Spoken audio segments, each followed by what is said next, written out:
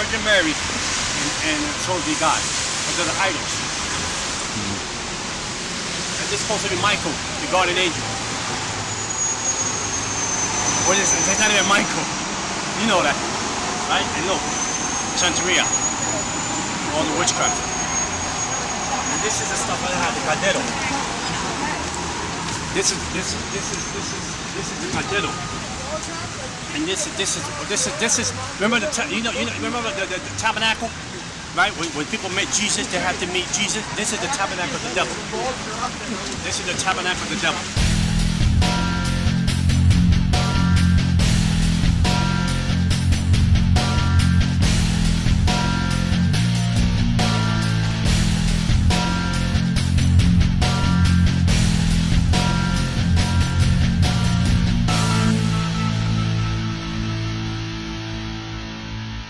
I grew up in a neighborhood that, first of all, the first killing that I experienced feet away from me when I went to go and get a gallon of milk was only 10 feet away from me. They shot the guy like 7 times. They shot him 7 times. As a young boy, I seen killings after killings after killings. In order to survive in the streets of the South Bronx, you had to be a killer. You have to be a murderer. You had to be smart. You had to be slick. My father's side was all witches and warlocks. We lived on witchcraft. We had a contract direct with the devil himself. My father, I remember when I was younger, like 8, 9 years old, I would see him go into the room to worship the devil, and I could feel the presence of the devil come into that room. And my father would worship and speak in tongues and demonic tongues and worship and put flowers and put candles and put water. At 7 o'clock at night to 5 in the morning, I was really going to demonic church. I was going to witchcraft church. I was being trained to be a warlock. I was being trained with witches that were in the religion for 30 years, 40 years, 50 years. They was training me to learn how to speak to principalities, spirits in the ground, the devil himself. You couldn't speak to the devil right away. You had to earn your right to speak to the devil. And the first mass killing that they did in my neighborhood was in this house right here. The husband stabbed the lady 52 times and cut her ears off here. And then me and my brothers would hang out with their daughter, and we came to the house to walk them back home because we're hanging out with the daughters right here. And the daughters found their mother cut up to pieces here in this house.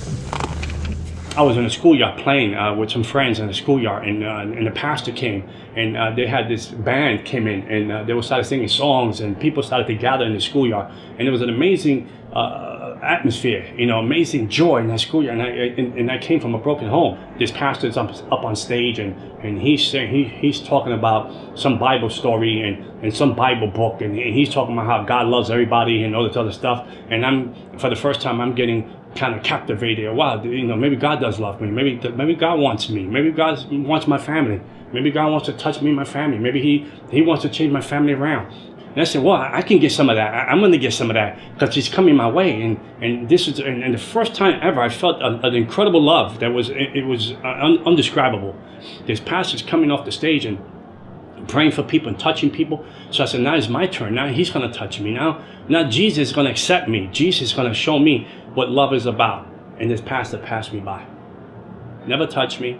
Never laid his hands on me. He went down the line, and when he came up to me, he passed me by and touched the other person. And I said, well, Jesus don't love me either. My dad don't love me. Jesus don't love me. We come from a broken home. Jesus, he likes the fact that my mother gets beat up. He likes the fact that me and my brothers go to bed hungry. He likes the fact that, there's no heat in my apartment. He likes the fact that when we go to school, we reject misfits in school. So this Jesus guy, he's just like my father. There's no difference. He's just like my dad. So I went home broken. I went home sad. I remember that a week later, 2 weeks later, I was at a schoolyard, hanging out, playing with a friend of mine's, and I heard something fell and hit the ground, and it was a voodoo necklace. So I took the voodoo necklace. It had many colors. I took it, I put it on, and the necklace was my first contract with the devil. We went to a tarot card reading, and when I went to the tarot card reading, as a little boy, at 10 years old, we went in. The lady that was doing the tarot card, the witch lady that was doing the tarot card reading, she got fascinated. Her eyes were fixed on me, and she told this boy, we want him. The research, which is Santeria, Awana, spiritualism, which is spiritualism, espiritismo in Spanish. Santeria is they call it worship of the saint, but it's not worship of the saints, worship of demons. We want him, and if you don't give it to us, he's going to lose his eyesight in 30 days. So my mother was so desperate as a mother. My mother sold her furniture. My mother sold her bed. She sold her bedroom set to get $250 to do my first ceremony, because this lady put so much fear in us, so much fear in my mother, that my mother had to sleep in the floor because there was no bedroom for her to sleep into, because she didn't want me to lose my eyesight. So they initiated me to the dark side at the age of 10 years old. So the first love, the first encounter I had as a 10-year-old boy with the devil showed up and took the offering of giving my life to him, and they put 5 beads around my neck, the 5 worst the 5 worst demons of principalities that are under Satan. They put them right under my neck, which is Santeria. They put them right under my neck, and they said, these are going to be your spiritual guys, and this is going to be your guardian angels, and they're going to take care of your life from now on. This is the building, this corner building here used to be almost abandoned. The corner building here, it's in the book. That I used to go up and down. Me and my brother used to go get the water and the pump. We got the pump right there. All the apartment was all empty. The apartments, all the apartments was abandoned. Over here, only me, my family, and 2 other families lived here. And my whole childhood was stolen. My whole childhood was worshiping the devil, going to demon church. I would go to demon church from 7 in the evening to 5 in the morning, being trained by witches and warlocks, colors, principle, rights. Who owns this region? Who's in this region? Who's running this principality? What principality name is this? I had how to channel powers. At the age of 13 years old, I was astral projecting my body. I would leave my body home and go to regions and go into the spirit realm and curse dark side, curse neighborhoods, curse, put spirit of prostitution, spirit of drugs into the neighborhood, homosexual spirits here, demonic spirit here, spirit of murder, spirit of suicide. I know how to channel all those spirits into the neighborhood. At the age of 15, 16 years old, I was going into hospitals and putting death in ICU, death in one room, so this person couldn't die, because I wanted to be promoted with the devil, to move up that ranks, to be the biggest devil worshiper in New York City. The devil became my daddy. He replaced my dad because I prayed and I said, you killed my dad. At the age of 33 years old, my dad got shot in a nightclub in the face for a woman that wasn't even his, when he had to go up and home. And the devil took him out. The devil said, I replaced the old to keep the new. And the devil became my daddy. There was a club here, and my father died there at 33 years old, and we lived over there. And then remember that when I was 11-year-old boy, there was a store right here in the corner, and the guy got shot right there in the street right there, right next to the little corner here. The guy got killed there when I went to get the gallon of milk. And I moved up the ranks from devil worshipping. I moved up the ranks. I moved up with principalities and demons to the point that I was able to sit with the devil like I'm sitting with you today. And the devil would manifest himself in human form. He or the presence would come into the room, and I would speak to the devil all night long. And he would give me assignments. I would go to 5 clubs or 5 lounges a night to look for people to recruit to the dark side. I would tell people their fortune. I would tell people their lives. I would tell people things that they did, things that was going to happen to them, that then they had no clue who I was. They didn't know who I was. I just had the demonic powers. I had a taste for blood. I would kill animals and drink the blood every week. If I didn't have money if I didn't have time to buy an animal, I would cut myself and drink my own blood. The ring of the people that I was with that was in this demonic world, doctors, lawyers, principals, judges, police officers, they were all into witchcraft. There was all, even singers today that are very well known. I would move principalities from that region to control demons on the ground, to operate the church, to cut down the church, to cut down the growth of the church, to cut down the opportunity for people to get saved. I would be drunk. I come out of a club and I would have demon possessed, drunk. I would stand in the middle of the street and say to God, come down. You want some of this? You want me to slap you in your face? You want me to spit you in your face? You come and mess with me. I got married on Halloween. I had a demonic wedding on Halloween. I got married on Halloween. All the demons and principalities from different regions around the world came to my wedding. No human beings came to my wedding. They were afraid to come to my wedding. So I had I sent out invitations. No one showed up. So there were no wedding gifts. But demons came to my wedding and baptized my wedding. So my wife was a witch. I was a witch. And then my daughter was born, and I was training her to be a witch too. I remember the first time that I was going to sacrifice my first human being. The devil was sitting in the passenger side of my car when I parked. He said, "You love me?" I said, "Of course I love you, Daddy." He said, "There's a guy on the rooftop. He's gonna try to take you and take your money or hurt you. You kill him if you love me." So when I went up there to the rooftop, I lived on the 12th floor. I remember that. And when I went up to the rooftop, I remember the part that he was hiding behind. He was hiding behind the stairway, and this guy was like 6'5", 250 pounds. I was half demon possessed. I felt the demon within me, and it wasn't even me anymore. So I was going to drag him into my apartment and stab him in the neck because I had a Cardrone pot with weigh about 100 pounds plus. And I had like 9 machetes in it, and I had knives in it that I used to kill the roosters with. But when I went to grab this guy that I wanted to bring him to my apartment, he just went off my hands and just disappeared. He went down the story. I mean, this guy was like an Olympic athlete. He just whoosh, he just gone, disappeared. And I couldn't grab him and kill him. So I was very disappointed that I couldn't kill my first human being. People go to the city over, it's a demon right here.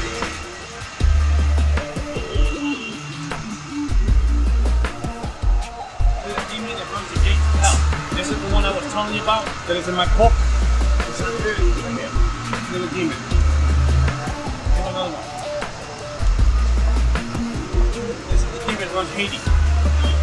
Principality over Haiti. The one you saw over here, principality over Islam.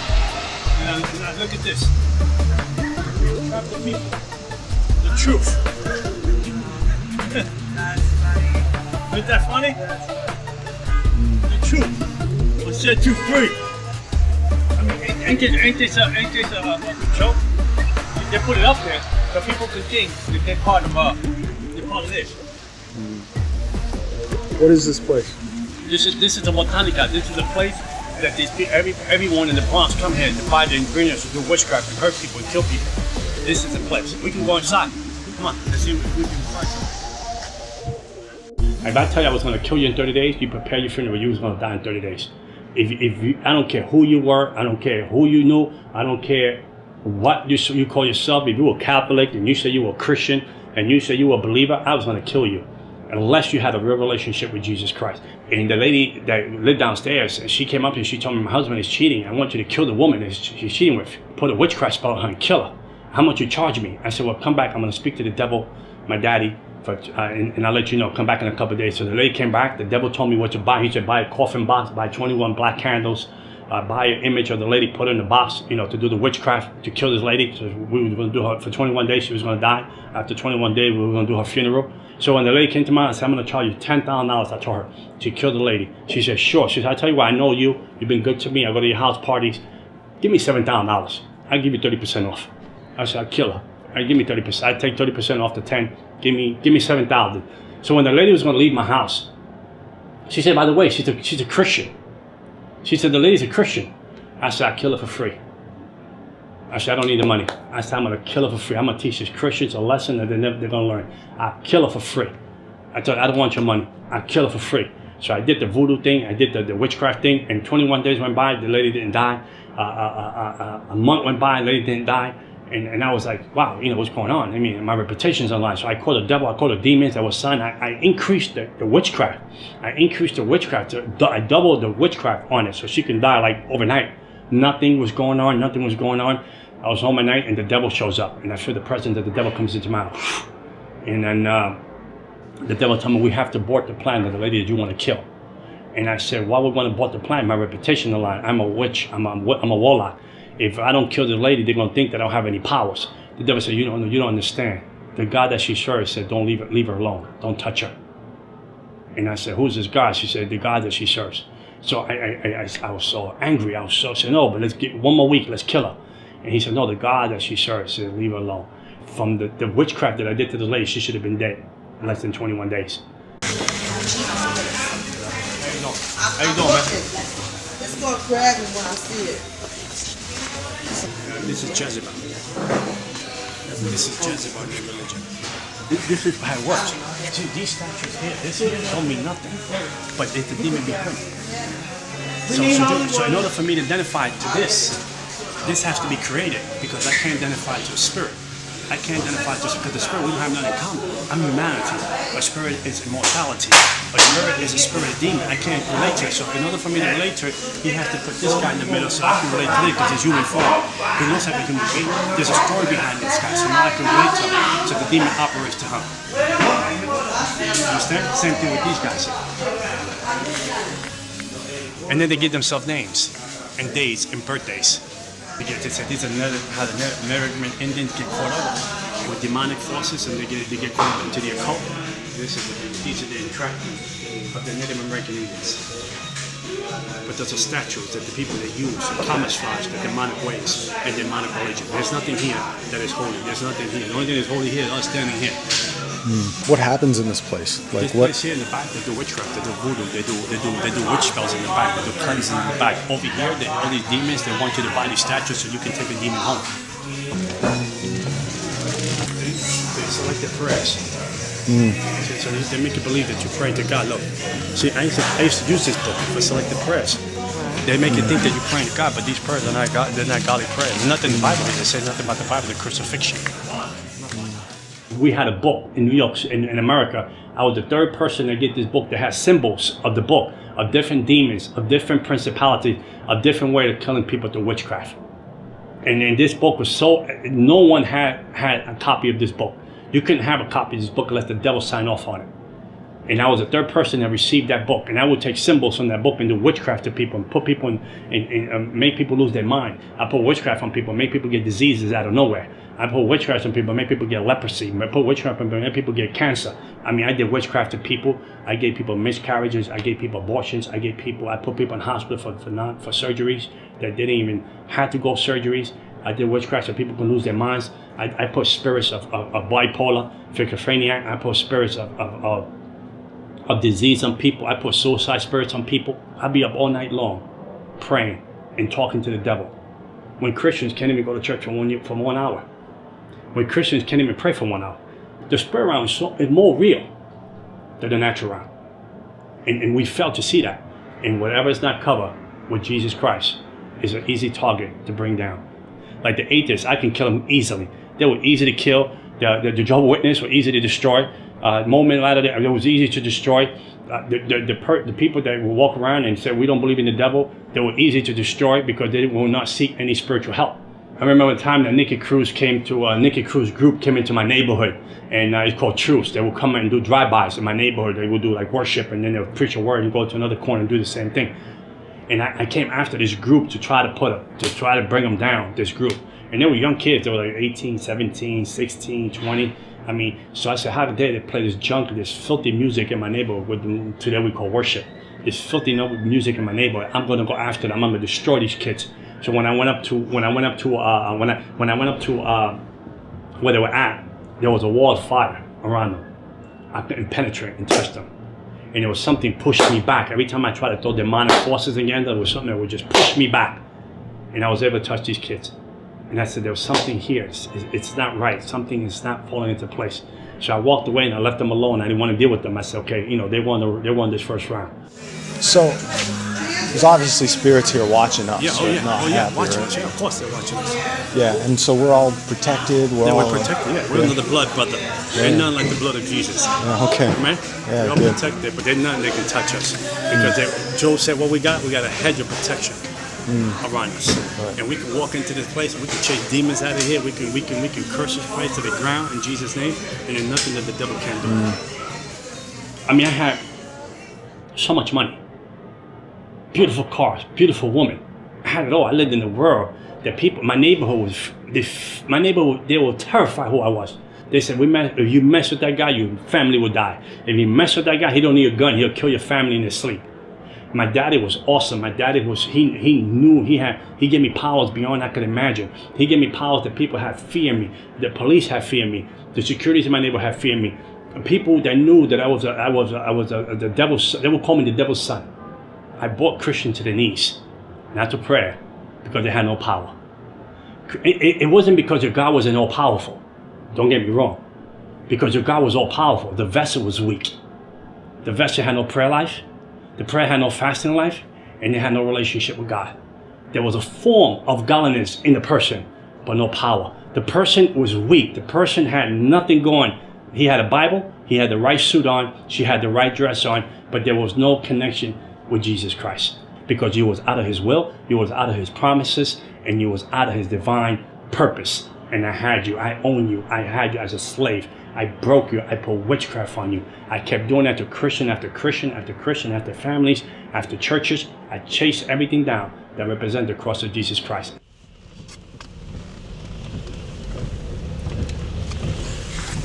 Very demonic place.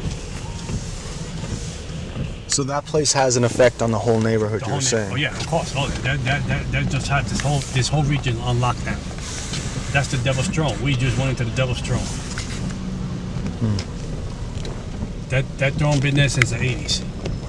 And then they go there, spend $100, $200 buying all these things, and then they broke. They're on welfare, public assistance, but they got money to buy all this junk. But they think their life is going to get better. They think that their life is going to improve. They think that they're going to make progress in life. They think that they're going to break generational curses. They think they're going to break, vex spells, voodoo. They think they're going to break all that. And basically, God said, "I come. I do it for you for free. Just give your life to me, and I'll set you free." But they don't want that. That's too difficult for them. That's too complicated for them. But they can walk into a place like this and drop $200 to think that their life is going to be free, and they're going to live a life in abundance. I had contact with the principality that runs Haiti. His name is Candelo. I had contact with him. I had contact with demons in Miami. I had contact with demons in Africa. I had contact with demons here in New York City, principalities that run the crossroads of the world, here on 42nd Street. Okay, there's a different principality that run the crossroads of the world here on 42nd Street than the ones that try to run here in this neighborhood. I didn't have a conscience. I remember I did witchcraft to my brother and I put him in jail for 5 years. The witchcraft I did to my own brother, my own flesh and blood. I did witchcraft to him. I put him in jail for 5 years. My other brother, there was a warlock. He came into my house one time with an attitude, and the demon jumped on him. And he ran out the house. He couldn't hold the pain in his stomach. My mother can bear witness to that. I did so much ceremonies in my body. I did so much ceremonies in my body. The last ceremony I did was not only sell my soul to the devil. I did a ceremony that I had to swallow animal blood and gunpowder. It was called Sansi. Sansi is a ceremony of Haitian and French that you do the ceremony with a demon. So when I go to people's houses and eat, they can't put witchcraft on the food.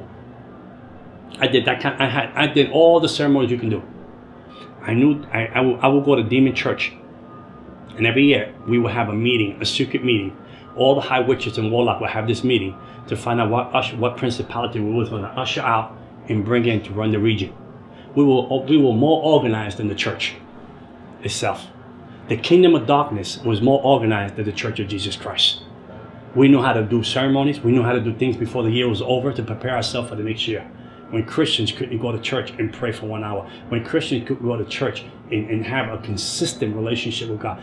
I even took a sabbatical from witchcraft. And the devil punished me, took my eyesight for 1 year. I was completely blind for 1 year. Registered with the Commission of the Blind. I was completely blind. They was training me to use an eye-seeing dog. And they was training me to use one of these sticks that you use that you walk the streets with. My mother took care of me for 1 year. My eyes went black. And a mist of gray went over my eyes. I was completely blind. And when I gave my life back to the devil, after 7 surgeries, the devil gave me back my eyesight. And I could see again. And that was my punishment for taking 1 year off. I wanted to take off. The devil said, "You want 1 year off? I'll give it to you." He took my eyesight.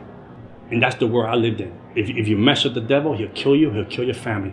It was a fear that will grip you beyond measure, that you could not leave this religion. You could not leave Santeria, you could not leave Palo Mayombe, and you could not leave spiritualism. The doctors could not explain how I lost my eyesight. Meanwhile, Christians, and I was like, why Christians do bad, and Christians sometimes miss the mark, and the only thing that shows up in their house is grace and mercy. When you show up with the devil and you do something the devil don't like, he kills someone, he kill your family member. And I remember the devil warned this lady, she said, "You can't be with that person no more." And she didn't care because she was in love with the person. The devil, demon possessed a homeless guy in the street. He took a hammer, hit her 17 times over her head, and killed her. One day I was sitting home and it was amazing. I came from a nightclub the night before. I was sitting home watching a show called Jerry Springer. I know, the crazy show. People beat each other up. I get joy out of that. I was getting joy out of that, laughing. For the first time I heard a voice said to me, "Son, I am coming soon. What are you going to do with your life?" An audible voice shot from across the room. And I thought it was the TV that was talking to me. And I said, no, it can't be the TV because these people are beating each other up. These boys. I knew the voice of the devil. I would sit with the devil like I'm sitting with you today. And he would come into human form. He will come in the room. He'll come in sometime. The presence of him will come into the room. The atmosphere changes. And I know he would sit with me and he would talk into my conscience and we'd talk back and talk all night long. I knew that too. I knew it like you know the back of your hand. I knew every demon, every principality that ran the region, ran everything in America, everything in Canada, everything that ran. I knew every principality that ran, every occult, Wicca, New Age, Buddhism, Islam, Santeria, spiritualism. I knew every principality that ran. I had a contract with every principality with them. I had straight A marks with every principality, every demon on the ground, the devil, Jezebel. I had new demons that I can't even tell you the name because you won't know who they are. I knew them all by name. And this voice was very different than any other voice. When I heard that voice come out of nowhere, it came out of the air, the voice. And I went into shock. And then I saw a vision from the other side of the apartment that the sky was on fire and people underneath. I saw people running for cover, but there was no cover where to hide. And I said, why would I see that vision? So I shook it off. But I remember I went to sleep, and like a deep sleep. Like someone put anesthesia, and I went to sleep. I ended up in a train full of people. I couldn't believe that I was in a train full of people. And this train was going faster than you can ever imagine. I'd never been on something this fast on earth. And it went into hell. And Jesus Christ took me to hell. And when I got to hell, the doors opened. I mean, there was a slam in the doors. There was an unspeakable echo. The doors opened. And there was heat that came out of nowhere. That I felt like you were going to suffocate, the heat that came out. And I got out the train, and the people in the train, they had no faces.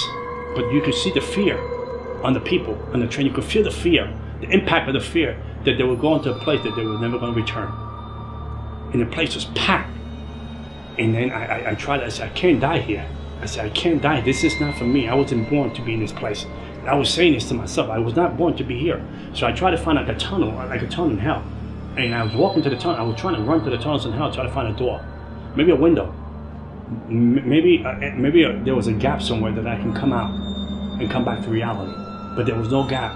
And I remember, as the more I went into the tunnels, the more the fear gripped me. The more the suffering. I heard suffering, darkness drapes over you. This fear drapes over, like you're wearing a garment. This fear drapes over you. It's something you can't even control. You have no control over. It's something like it grabs you.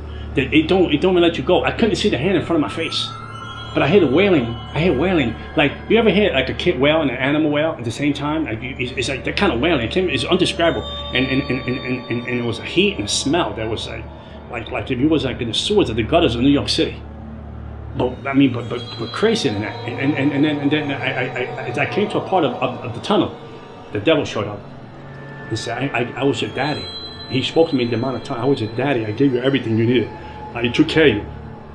I blessed you. I protected you. I killed people for you. I did everything. I gave you powers. I gave you a name in the kingdom of darkness. I gave you a name. When people came against you, I destroyed them because I knew that you were going to be the vessel I was going to use to move my kingdom on the earth. And now you want to leave me? Now you want to betray me in demonic tongues? And I'm talking to him back in demonic tongues and telling him, no, I'm not leaving. I'm just confused. I don't know what's going on. And he said, no, I know what you're going to do. You're going to leave me and you're going to expose my religion. You're going to expose who I am and how I operate in the spirit realm. Because I taught you things that I never taught no one else. I showed you things. I trusted you with the things that I needed you to know so you can further my kingdom. Because I wanted to use you in a greater measure way. And the confused, he went to grab me. As he went to grab me to destroy me, the cross of Jesus Christ, P in hell. I didn't understand how a 3-foot cross would be in hell when I was wearing the blue shorts and a t-shirt. And I put it on him. And when I put it on him, the devil melted like he was an infant. Like an infant, he melted and fell on the floor, like no powers. So I took that opportunity. I ran deeper into the gates. I ran deeper into the tunnels of hell, hoping that there was a door.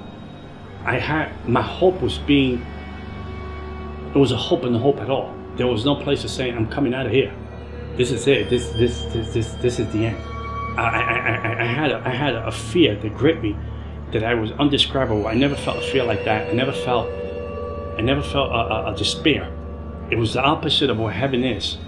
It was opposite of joy. It was opposite of gladness. It was opposite of peace. It was opposite of light from darkness. It was a place of torment, a place of, if I'm here, my family don't know I'm here. My daughter don't know I'm here. How would they find me? How would they look for me? So as I went deep into the tunnel of hell, hoping that there was a door, a window, a crack somewhere that I can get out, the devil showed up against, and now we'll destroy you. So what I did was, I told him in the demonic language, I got these marks. These are my contract to protect me, to destroy you. He said, fool, I gave you those marks. Those are my marks that I own you. I own you. No one owns you. I do. And you're going to live for me or you die. And when he went to grab me the second time around, I said, it's finished. I said, this is it. He went to grab me the second time around. The cross of Jesus Christ appeared in hell. There's no greater love than the cross that will come for a sinner like me in hell.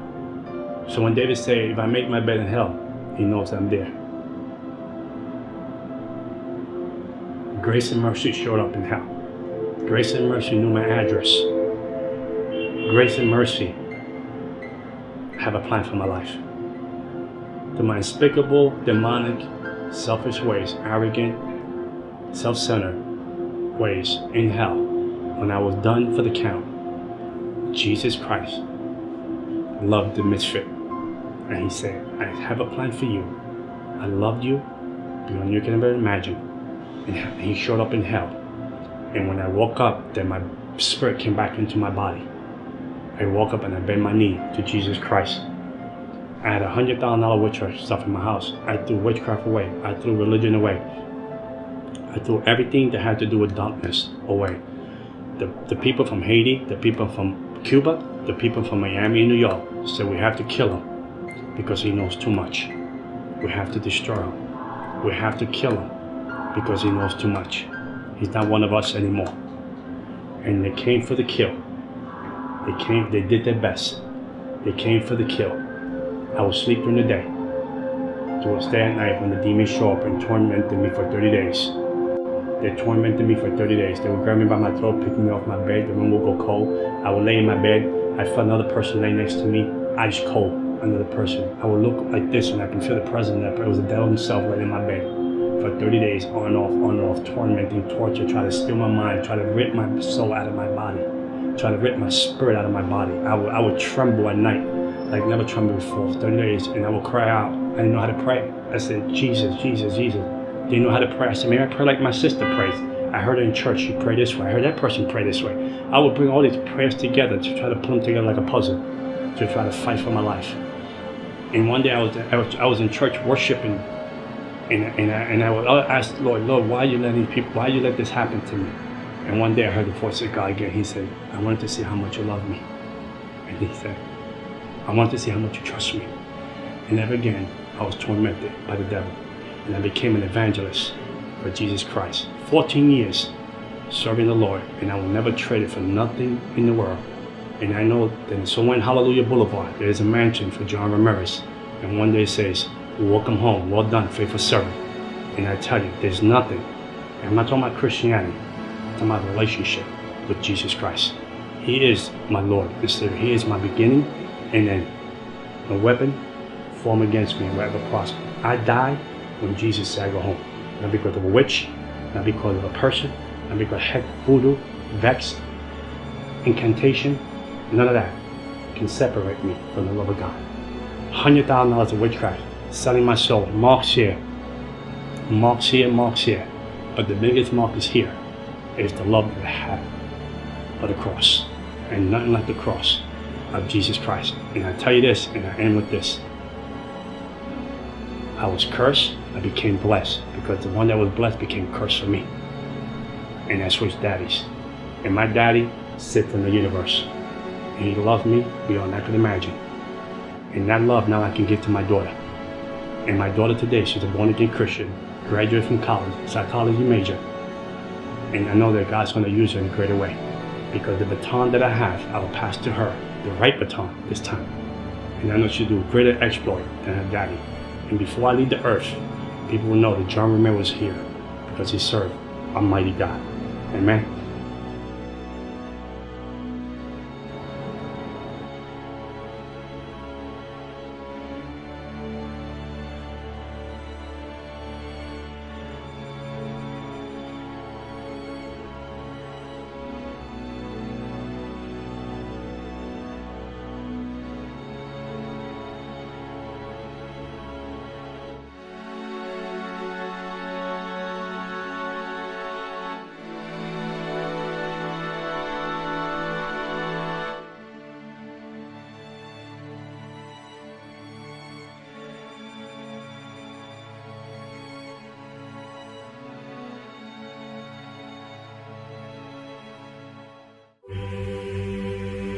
What if next weekend, the doors of your church building were chained shut? Would your faith survive?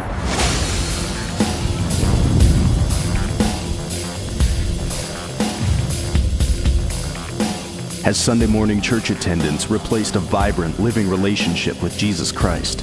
Have we lost the essence of true biblical Christianity?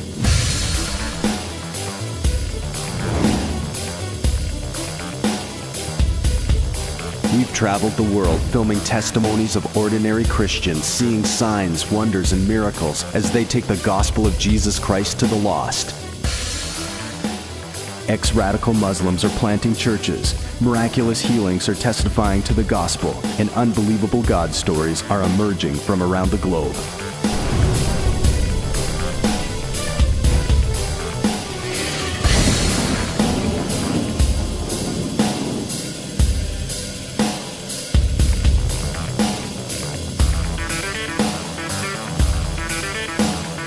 I believe that Jesus died on the cross for more than good Sunday morning services.